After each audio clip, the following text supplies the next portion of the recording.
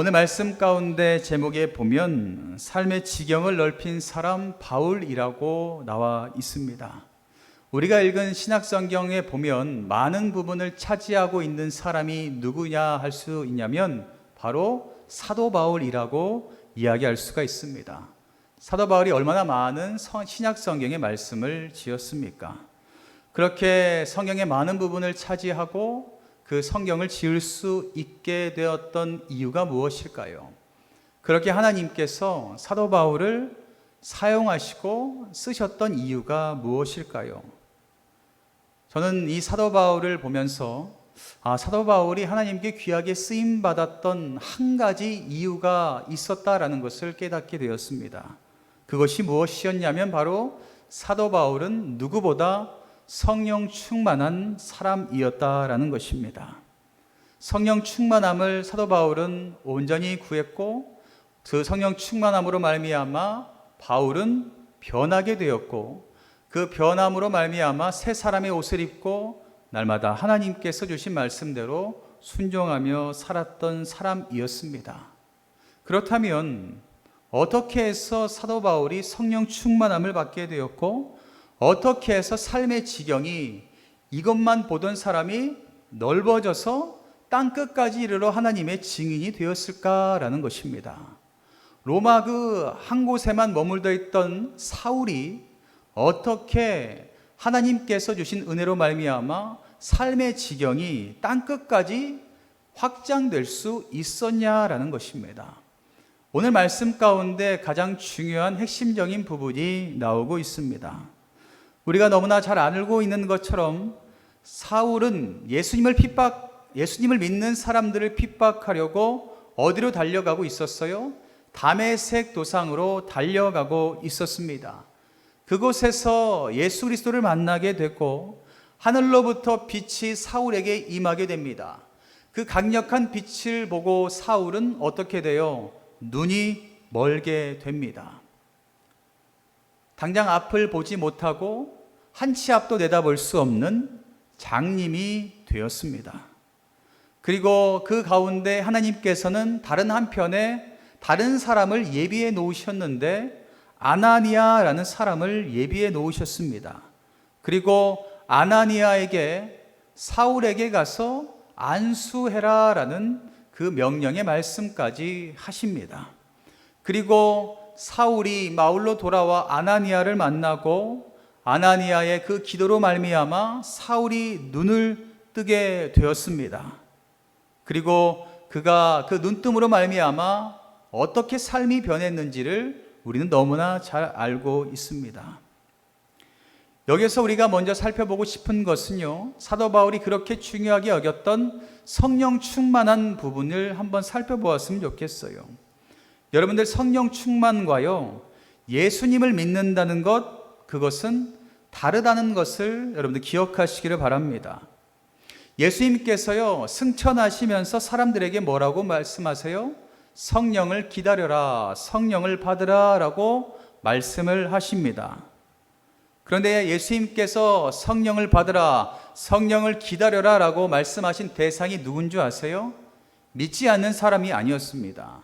믿는 사람, 예수 그리스도를 눈으로 보고 직접 예수님의 그 복음을 듣고 믿었던 사람들에게 예수님께서는 권면을 했다라는 것입니다. 다시 말해서 예수님을 믿고 따르던 제자들에게 성령을 기다려라, 성령을 받아라 라고 말씀을 하셨습니다. 사도 바울도요 다메섹에서 빛을 받고 쓰러졌을 때에 예수님의 음성을 들었습니다. 그리고 성으로 가라는 말씀을 듣고 순종했습니다. 그것을 보면 사도 바울도 사울도 예수님을 믿었다라는 것을 알 수가 있습니다. 그런데도 아직까지 성령 충만의 역사는 일어나지 않았습니다. 사도 바울도 하나님에 대해서 잘 알고 있었고 하나님께서 주신 그 천국의 축복을 누리기 위해서 누구보다 율법을 지키기 위해서 애썼던 사람입니다. 그러면 뭐예요? 믿음이 있는 사람이었습니다. 그런데 사도 사울에게는 성령 충만함이 없었습니다. 그래서 예수님을 믿는 사람들을 죽이려고 핍박하려고 누구보다 애쓰고 헛된 길로 걸어가지 않았겠습니까? 동일합니다. 우리에게도 주님께서는 말씀하세요. 믿는 우리에게 성령을 기다려라, 성령을 받으라 라고 말씀을 합니다. 여기 계신 모든 분들, 주님께서 약속하신 그 말씀을 믿으신다면 믿는 데에 그치지 마시고 성령의 충만함을 꼭 누리시기를 간절히 축복합니다. 그렇게 사울이 하나님을 믿었지만, 믿는 믿음은 있었지만 성령 충만함 받지 못했던 상태였어요. 그래서 아무런 변화도 없었죠. 눈도 안 보이고 마음의 변화도 없고 기적도 없고 어려움 가운데 놓여 있었습니다. 그런데 한 계기가 있었죠. 성령 충만함 받는 계기, 그 계기는 바로 아나니아를 만나게 되고, 아나니아가 기도하는 그 순간 사울에게 성령의 충만함이 임하게 되었다라는 것입니다. 17절 말씀에 보면 아나니아가 떠나 그 집에 들어가서 그에게 안수하여 이르되, 형제 사울아, 주 곧 내가 오는 길에서 나타나셨던 예수께서 나를 보내어 너로 다시 보게 하시고 성령으로 충만하게 하신다 하니, 18절 즉시 사울의 눈에서 비늘 같은 것이 벗겨져 다시 보게 된지라 일어나 세례를 받고 라고 말하고 있습니다. 하나님께서는요, 미리 다 예비해 놓으셨다라고 말씀하세요. 그리고 사울에게 성령 충만함이 필요하다는 것을 아시고 아나니아라는 사람을 통해서 일하셨다라는 것입니다. 여러분들에게도 동일합니다. 여러분들의 기도를 통하여서 성령 충만함이 임할 수도 있습니다. 또한 주님께서 세우신 목회자를 통하여서 기도함으로 말미암아 여러분들의 그 눈이 띄어지고 성령의 충만함이 임할 수 있다는 것을 여러분들 기억하시기를 바랍니다. 그렇게 사울에게 성령의 충만함이 임하게 되고, 그 증거가 뭐예요? 눈에 비늘 같은 것이 벗겨지게 되었다라는 겁니다. 그리고 다시 세상을 보게 됩니다. 지금까지 자신을 가리고 있던 색안경이 걷히면서 올바른 것을 보게 되었고, 그리고 다른 것을 바라보게 되었다라는 겁니다. 성령 충만함 받기 전에는 이 앞만 볼 수 있었던 사울이 성령 충만함으로 이 비늘이 벗겨지면서 온 사방 전체를 보는 새로운 눈을 갖게 되었다라는 겁니다. 그리고 그 즉시 세례를 받고 담대하게 예수님을 전하는 사람으로 변하게 되었습니다. 사랑하는 성도 여러분, 성령 충만이라는 것은요, 완전히 새롭게 된 세상을 보는 것을 의미합니다. 우리들도 혹여나 여러분들 눈에 가리워진 비늘 같은 것이 있습니까?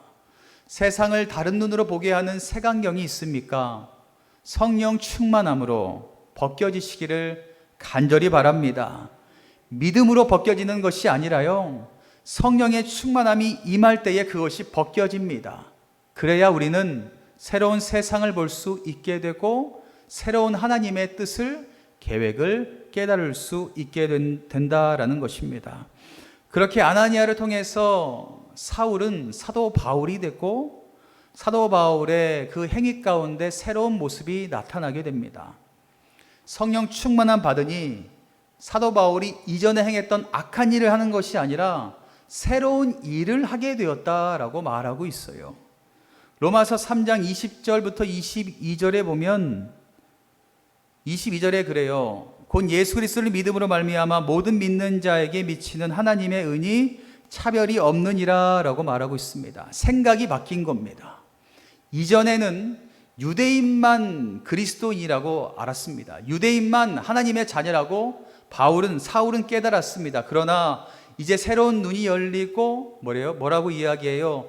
율법은 아무것도 아니고 모든 사람은 차별 없이 하나님의 그리스도의 믿음으로 말미암아 모두 자녀가 된 것이다 라고 생각의 전환이 생기게 되었다라는 것입니다. 또한 갈라디아서 2장 20절 말씀에 사도 바울은 성령 충만함으로 눈에 비닐이 벗겨지고 새로운 사람이 되어서 고백해요. 내가 그리스도와 함께 십자가에 못 박혔나니 그런즉 이제는 내가 사는 것이 아니요 오직 내 안에 그리스도께서 사시는 것이다 라고 고백합니다. 이제 내가 사는 것이 아닙니다. 성령 충만함을 임하여서 내가 다시 한번 새 생명을 얻고 새로운 세상을 바라보는 눈이 생기니 내가 했던 것들이 다 헛된 것이었군요. 이제 내 안에 내가 아니라 주님이 사는 것입니다 라고 고백할 수 있는 그 마음밭이 되었다라는 것입니다. 또한 디모데전서 1장 12절과 13절에 보면 나를 능하게 하신 그리스도 예수 우리 주께 내가 감사함은 나를 충성되이 여겨 내게 직분을 맡기심이요 내가 전에는 비방자요 박해자요 폭행자였으나 도리어 긍휼을 입은 것은 내가 믿지 아니할 때에 알지 못하고 행하였음이라 라고 고백합니다. 이전에는 하나님을 핍박하고 예수님을 핍박하고 믿는 자들에게 포약자요 행악자였으나 하나님의 은혜로 말미암아 내가 다시 한번 새로운 사람으로 거듭나게 됐고 나에게 직분을 맡겨주셨으니 너무나 감사하다라고 고백의 입술로 변하게 되었습니다.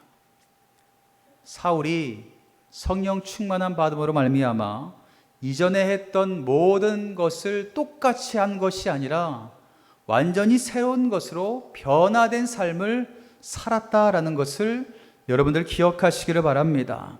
성령 충만함으로 말미암아 자신의 생각이 바뀌었고 마음밭이 바뀌었고 더 나아가 입술 가운데 감사함이 넘치는 삶을 살아갈 수 있게 되었다라는 것입니다.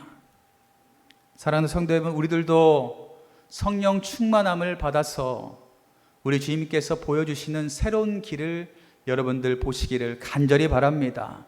당장 앞을 보지 마시고 여러분들 숲을 보시기를 바랍니다. 하나님께서는요, 우리가 앞만 보고 살아가는 것을 원하시는 것이 아니라 내가 만들어 놓고 베풀어 놓은 그 풍성한 숲을 보면서 하나님께서 주신 그 시선을 가지고 살아가기를 누구보다 원하신다라는 것입니다. 또한 성령 충만함으로 날마다 나를 통해서 기적이 일어나고 열매가 많이 맺혀지는 삶을 살아갈 수 있도록 여러분들 기도하시기를 간절히 바랍니다. 그렇게 많은 열매가 생기고 감사의 입술이 끊이지 않고 내 안에 주님이 사는 것입니다라고 고백하는 그것이 끊이지 않으면 좋겠는데 쉽지만은 않죠. 때론 어려울 때 있어서 그렇게 하지 못할 때도 너무나 많이 있습니다.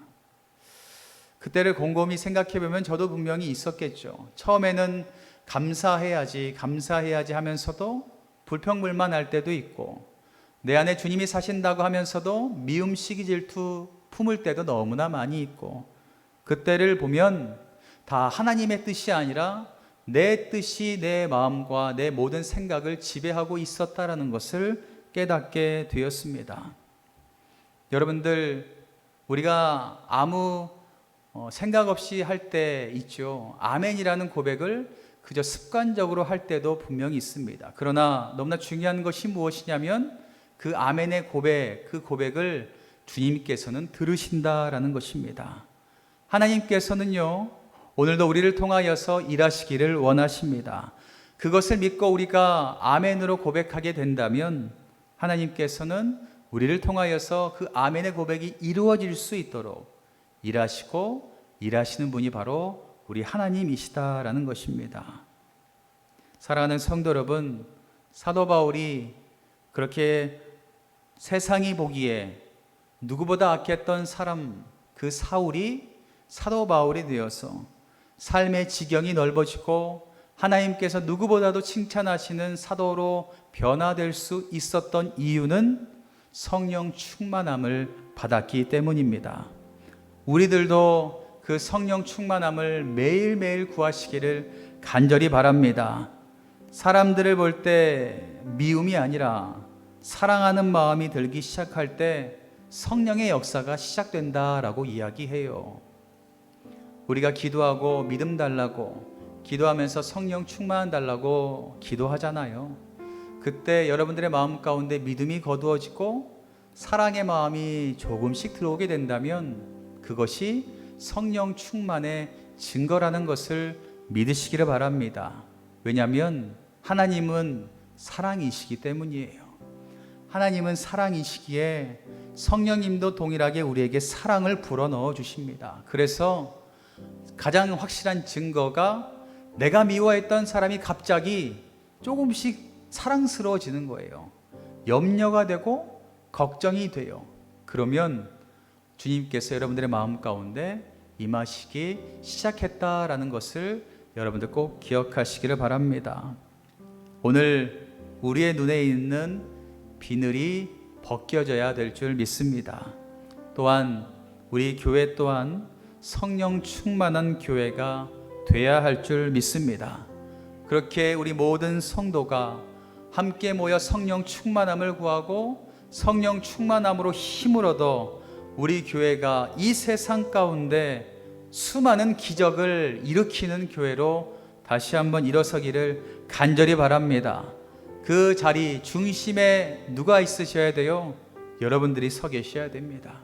여러분들 흔들리지 마시고 말씀 붙잡으시고 하나님 의지하시고 성령 충만함 받아서 여러분들의 믿음의 지경이 넓어지는 놀라운 기적의 역사가 일어나시기를 주님의 이름으로 간절히 축원합니다.